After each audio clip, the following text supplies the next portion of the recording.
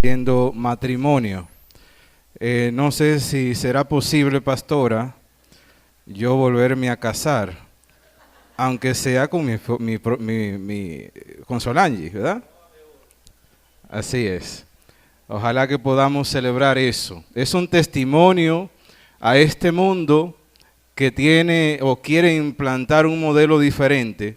Nosotros proclamar que en Cristo Jesús el matrimonio se puede lograr y se puede trabajar para la bendición de la sociedad y nuestra también. Bien, realmente quisiera, antes de continuar, siento de Dios decirle, pastor, que me siento muy bien siendo usted mi pastor. O sea que cada vez que está aquí y le escucho predicar, siento a Dios y me gusta realmente cómo Dios lo usa a usted. Hace alrededor de 30 años en la iglesia evangélica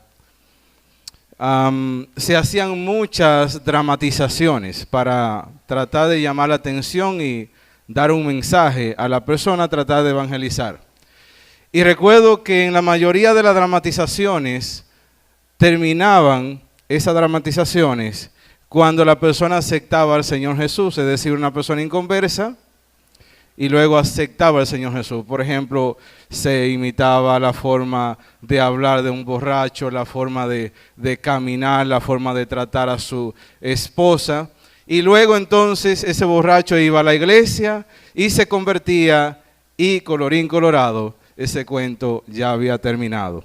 Sin embargo, meditando en esa parte, realmente me di cuenta yo que faltaba mucho contenido. El cristianismo no es simplemente tú dejar cosas, es también tú hacer cosas.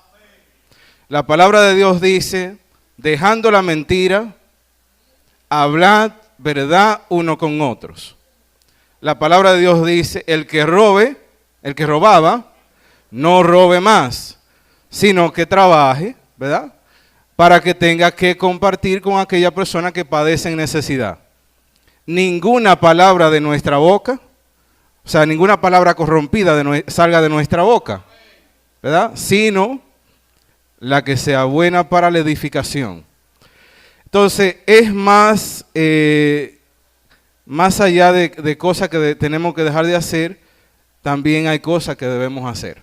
Entonces, en ese sentido, quisiera trabajar en esta mañana bajo el tema, un hombre decidido en Dios. Es decir, una persona que ha nacido de nuevo, una persona de Dios, ¿qué decisiones debe tomar? Y cómo debe tomar esas decisiones. Y para esto vamos a ver dos pasajes bíblicos. El primero se encuentra en el libro de Josué, capítulo 10, versículo 10 al 14. Y dice la palabra de Dios así. Entonces Josué habló al Señor el día en que el Señor entregó a los amorreos delante de los hijos de Israel y dijo en presencia de Israel, Sol, detente en Gabaón y tu luna en el valle de Ajalón. Y el sol se detuvo y la luna se paró hasta que la nación se vengó de sus enemigos. ¿No está esto escrito en el libro de Jacer? Y el sol se detuvo en medio del cielo y no se apresuró a ponerse como por un día entero. Y ni antes ni después hubo un día como aquel cuando el Señor prestó atención a la voz de un hombre, porque el Señor peleaba por Israel. Si hacemos un poco de historia, hacer un poco el contexto, ¿verdad? De dónde dice Josué esta palabra, ya el pueblo de Israel había pasado el Mar Rojo, el pueblo de Israel iba a entrar a la tierra prometida, Moisés ya había muerto, ¿verdad? Y dice la palabra de Dios que Dios eligió a este hombre Josué para que le diera la tierra prometida, en posesión. Entonces este hombre va al pueblo de Jericó y por una instrucción de Dios, porque Dios había dictado un juicio, ¿verdad?, en contra de este pueblo que era anatema, porque no obedecía la palabra de Dios. Dice la palabra de Dios que Dios le dio una orden: no tome ninguno de el tesoro, de los despojos de aquella nación, sino que conságrese el oro y la plata para el templo de Dios. Esa era la orden que Dios le había dictado a Josué, y él y el pueblo entraron a Jericó, pelearon, ganaron la batalla, pero hubo un hombre que decidió desobedecer la palabra de Dios. Este hombre fue Acán. Y dice la palabra de Dios que cuando ellos fueron a pelear a Ai, que era una ciudad pequeña, fueron vencidos por el pueblo enemigo. 40 hombres murieron en aquella escena. Y cuando Dios entonces revela la situación, aquel hombre tenía que ser apedreado. Lo apedrean con su familia, sus niños, el ganado y toda su tienda. Y usted dirá, bueno, eso parece un poco fuerte. Pero eso se escribió, mis hermanos, ahí. Eso se registró, lo que sucedió ahí, para nuestra enseñanza.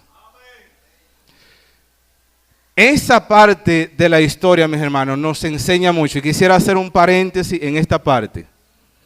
Nos enseña mucho. El pecado no solamente afecta a la persona que lo comete, también afecta a aquella persona que están alrededor. El pecado de este hombre afectó a su familia, a sus hijos, hasta los animales. Y afectó también a la comunidad en sentido genérico. De manera que el pecado es sumamente pecaminoso, sumamente dañino. Si nosotros entendemos esta parte, mis hermanos, nosotros cuidaremos no pecar, nos vamos a cuidar de no pecar. ¿Por qué? Porque hay bendiciones que se van a detener. Nosotros aquí pertenecemos a una familia, aparte de la comunidad cristiana. Y el pecado que cometa una persona también afecta a esa persona, a su familia y también aquí en la iglesia. Por eso dice la palabra de Dios que un poco de levadura pues leuda toda la carne, toda la masa, ¿verdad? Entonces nosotros tenemos que cuidarnos en amor. Si vemos un hermano que tiene alguna dificultad y está en debilidad, tiene algún pecado por ahí, y usted se entera, no vaya donde otra persona, vaya donde ese hermano, y en amor, considerándote a ti mismo, como dice la palabra, corregir. Por el beneficio del hermano y el beneficio nuestro. Por amor a él. Si Persia me corrige, ella me está diciendo, yo te amo. Bien, pues luego de este proceso, la palabra de Dios dice que ellos hicieron lo que tenían que hacer, van a la tierra de Ai, conquistan aquel lugar, y es en este escenario que un pueblo llamado Gabaón, un pueblo grande, fuerte, viene y de manera astuta hace alianza con el pueblo de Israel. Y dice la palabra de Dios que 5 reyes se pusieron de acuerdo para ir a pelear en contra de Gabaón. Cuando va a gestarse la guerra, entonces los gabaonitas le mandan un mensaje a Josué para que venga en su auxilio. Josué accede por instrucciones de Dios y empieza la batalla. Israel está ganando, pero el día está declinando y Josué se da cuenta de que mucha gente de sus enemigos va a escaparse. Y es en este contexto que Josué le dice a la luna, al sol, sol detente, y luna también detente. Este milagro extraordinario, yo no quiero que ustedes se queden en la periferia pensando en cómo sucedió eso, como mucha gente que son estudiosos de la palabra y se quedan en la periferia. No, el énfasis que yo quiero hacer aquí es en que hubo un hombre que decidió hacer la voluntad de Dios. Y que Dios obró en favor de este pueblo. Y nosotros podríamos decir entonces, ven acá, ¿y por qué Dios obedeció la voz de un hombre? Un hombre de carne y de hueso como somos usted y yo. De carne y de hueso.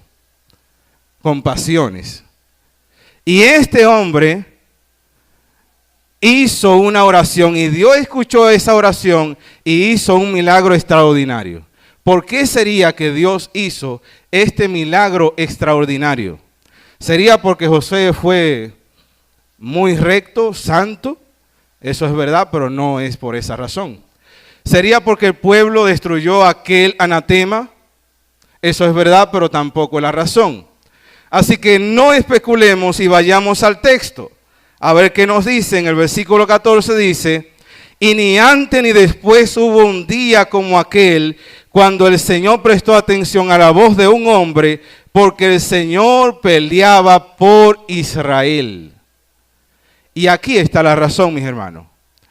Dios peleaba por Israel.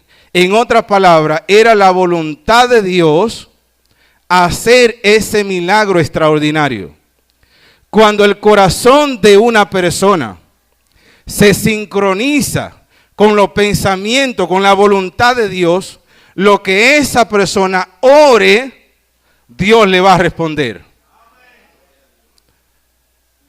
Y lo digo con mucho cuidado esta parte para que no vayan a interpretar otra cosa. La palabra de Dios dice, deleítate a sí mismo en el Señor y Él te concederá las peticiones de tu corazón.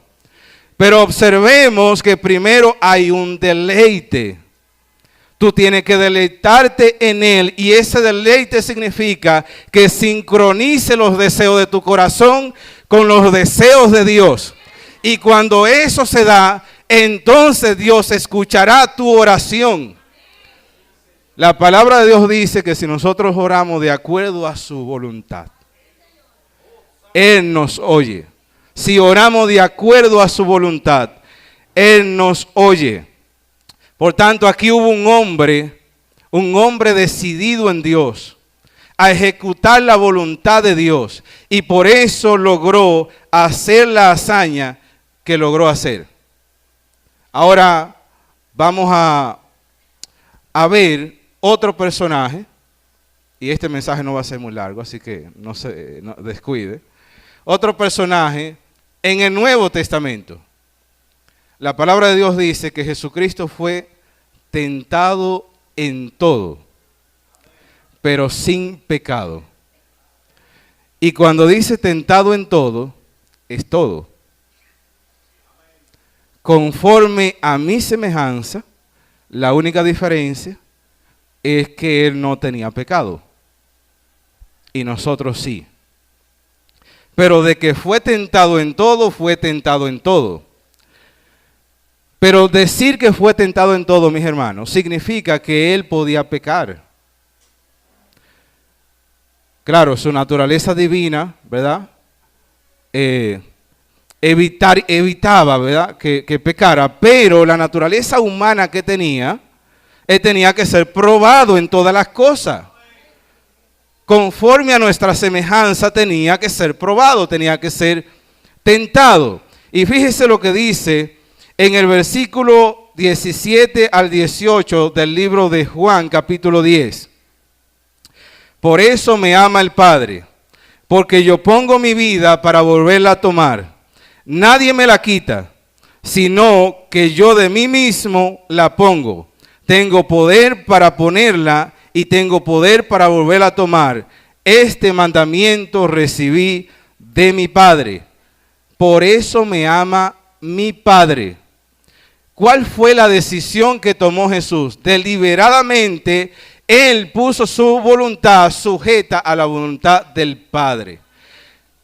Jesucristo no murió porque lo agarraron y lo crucificaron. Él la puso. Por su voluntad, Él la puso. Y déjenme darle un dato.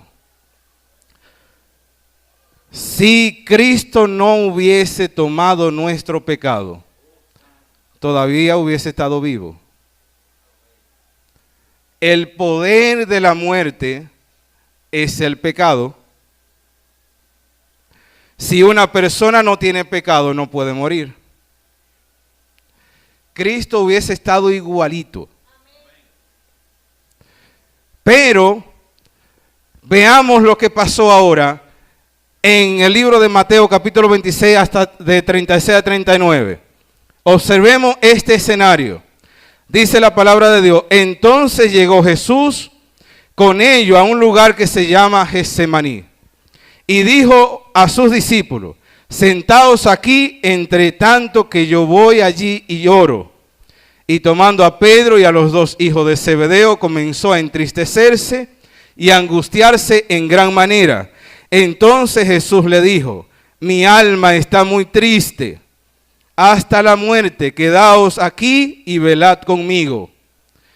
Y yendo un poco adelante, se postró sobre su rostro, orando, diciendo: Padre mío, si es posible, pasa de mí esta copa, pero que no se haga como yo quiero, sino como tú. Y la pregunta que salta a nuestra memoria, o que me salta a mí, porque quizá a usted no le salta, es: ¿por qué Jesús estaba tan angustiado, estaba tan triste? Y aquí hay mucha tela por donde cortar.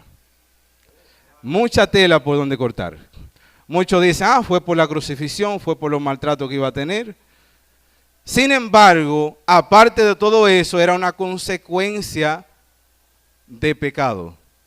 No de él, sino nuestra.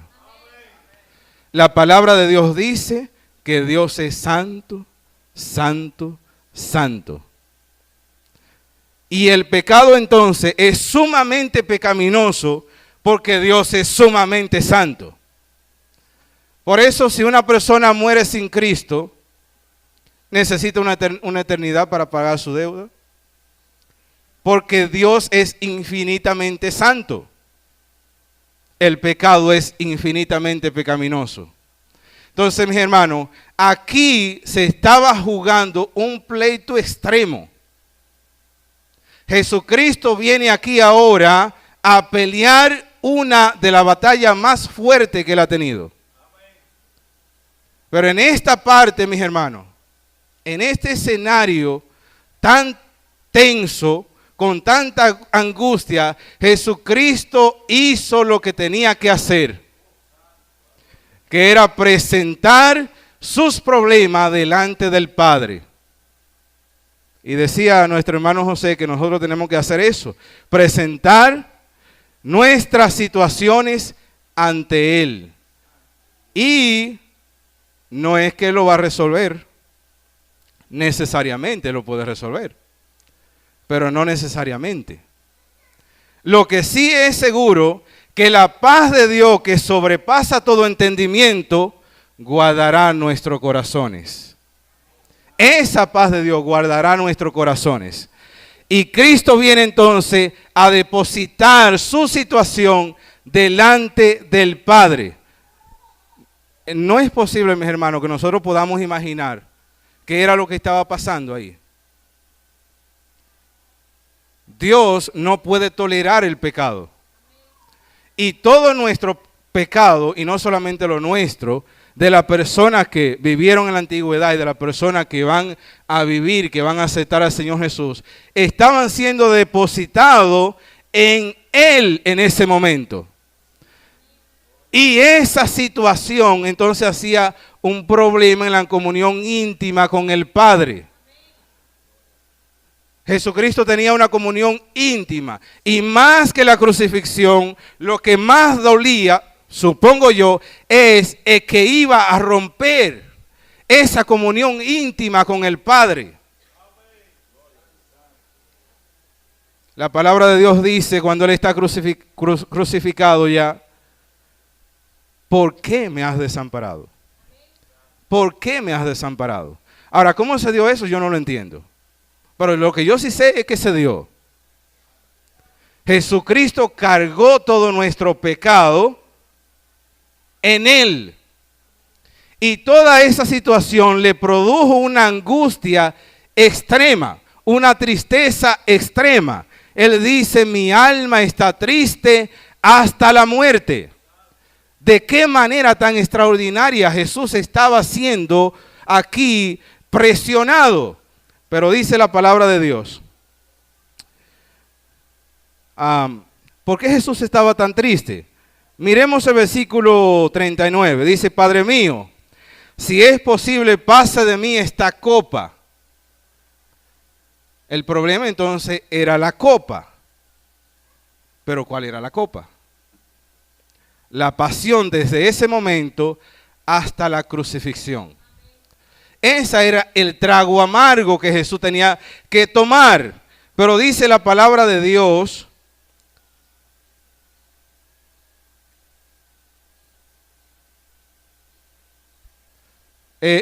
un paréntesis, ningún ser humano podía hacer lo que Jesucristo hizo ahí.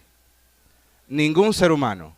No estaba apto para hacerlo, ni tampoco lo que nosotros podemos hacer es imaginarlo lo que estaba pasando él en ese entonces, porque nadie se lo puede imaginar, de tan extraordinario que fue. Ningún ser humano puede pasar una situación de angustia y de tanta tristeza como la que él pasó en ese momento. Jesucristo iba a ser tratado como un homicida, sin ser un homicida. Iba a ser tratado como un ladrón, sin ser un ladrón. Iba a ser tratado como un fornicario, sin ser fornicario. Iba a ser tratado simple y llanamente como un pecador, sin ser un pecador. Y todo por amor a nosotros. Entonces la Biblia nos dice, en Juan 18:6, dice que Jesús, que las personas vienen a tomarlo preso. Jesús le pregunta, ¿a quién buscáis? Y dice la palabra de Dios que cuando le dijeron a quién buscar, Jesucristo dice, yo soy. Y entonces retrocedieron y cayeron a tierra. Aquí podemos ver que Jesús tenía la autoridad, ¿verdad?, de salvar la vida. Es decir, no perdió la vida porque lo fueron a agarrar preso.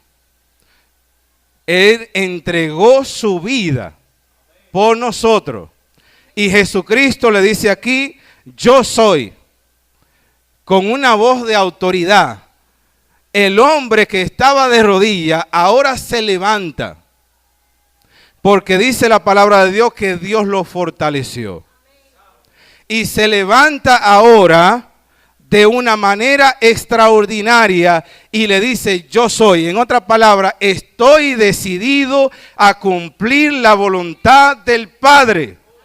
Y la voluntad del Padre es que yo vaya a la cruz del Calvario.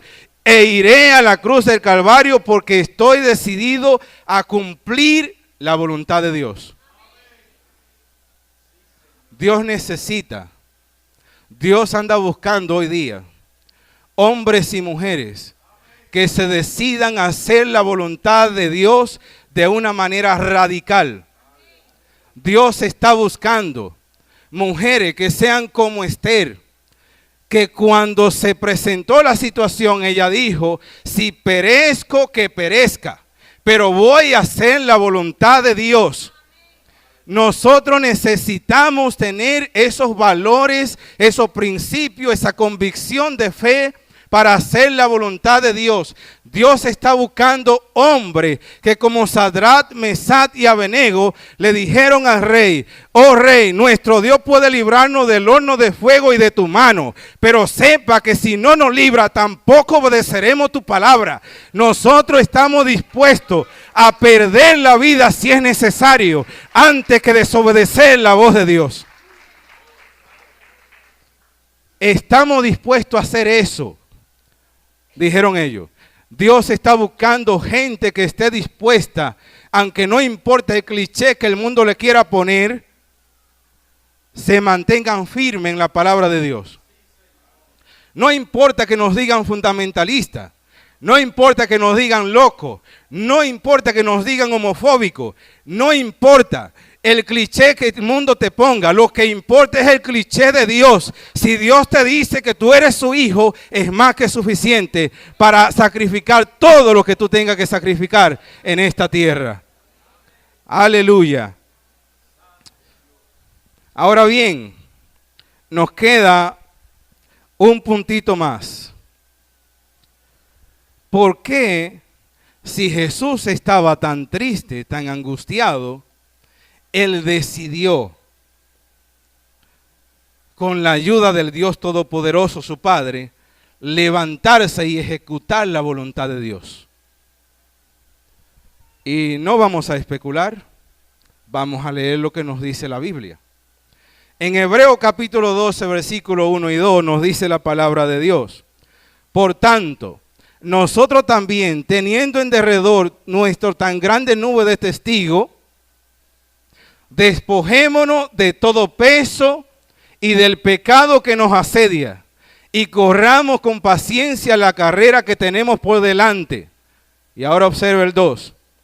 Puesto los ojos en Jesús, el autor y consumador de la fe, el cual por el gozo puesto delante de él, sufrió la cruz, menospreciando lo oprobio, y se sentó a la diestra del trono de Dios.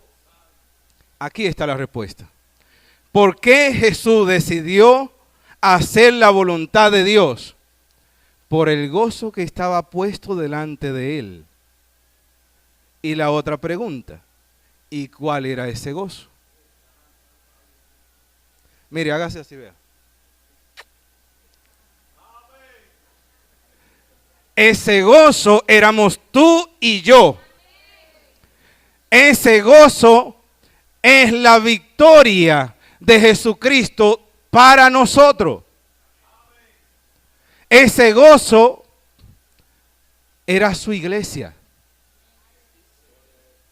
Mediante ese sacrificio iba a santificar la iglesia. Iba a justificar la iglesia. Iba a presentarla delante de Dios Padre como una iglesia sin mancha, aunque fuera pecadora. Cristo arrebató, quitó el acta de los decretos que nos era contraria. Así que si yo tenía mentiras ocultas, Leonido, no hay problema, porque las mentiras la agarró Dios, la agarró Jesús y la clavó en el madero. Si tú tenías problema de fornicación, no hay problema, porque Cristo tomó el acta, tomó esa ley y la clavó en el madero. Y lo hizo por cada uno de nosotros. Yo no sé usted, pero mi corazón, Dios me revela a través de su Espíritu Santo todo lo perverso que yo era, que yo soy y que probablemente seré. Y no es que estoy hablando de usted, es de mí que estoy hablando. Porque yo no necesito conocer el corazón de nadie. El mío yo lo conozco, es suficiente. Suficiente problema tiene el mío. Suficiente. Pero Dios conoce cuánto pecado nosotros hemos cometido. Ay, yo no sé. O sea, yo solamente. Imagínense entonces lo del mundo entero, desde la fundación del mundo hasta los fines de los tiempos. Él conoce. Y esa sangre de Jesucristo es tan poderosa que puede limpiarnos y dejarnos nítidos. Y dejarnos blanco, más blanco que la nieve. Esa sangre sigue vertiendo en la cruz de Calvario para la persona que necesiten reconciliación, para la persona que necesiten perdón. Dios abrió una puerta, abrió un camino para que todas las personas se acerquen a Dios a través de Jesucristo.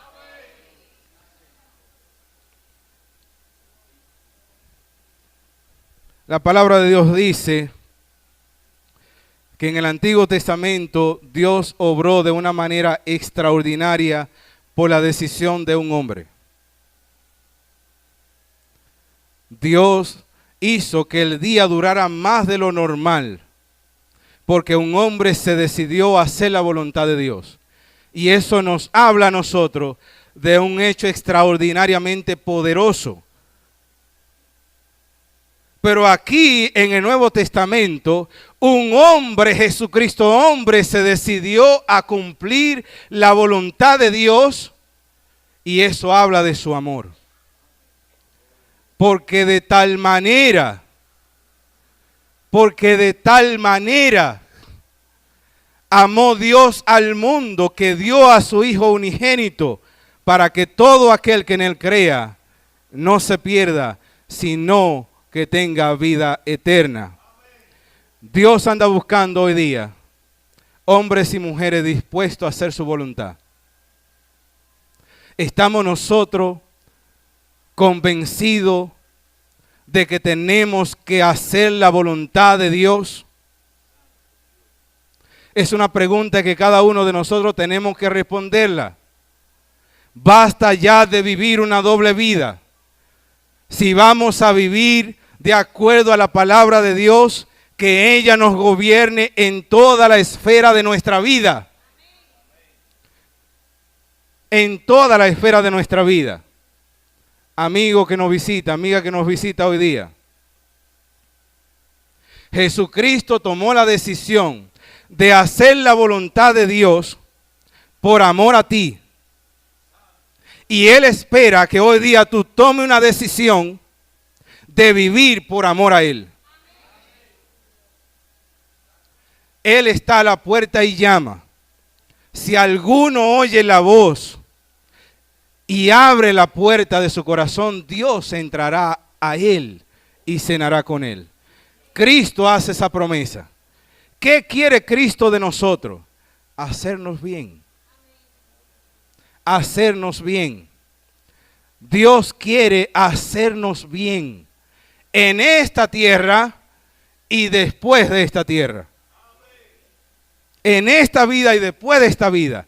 Lo único que Dios quiere es hacernos bien. Si tú estás dispuesto a vivir una vida radicalizada en Dios, una vida decidida en Dios, una vida en donde se muestre que lo que tú hablas se corresponde con lo que tú haces, de acuerdo a la palabra de Dios, Dios anda buscando gente así. Y amigo o amiga que nos visita hoy, hacer la voluntad de Dios comienza con un paso. Y ese paso es entregar tu vida al señorío de Cristo. Con eso empieza la vida cristiana. Y no prometemos que no tendrá dificultad. Tendrá dificultad. Pero hay una promesa que el mundo y el enemigo no te pueden arrebatar. Y es que así como Cristo venció, dice Cristo, no lo digo yo, nosotros también venceremos.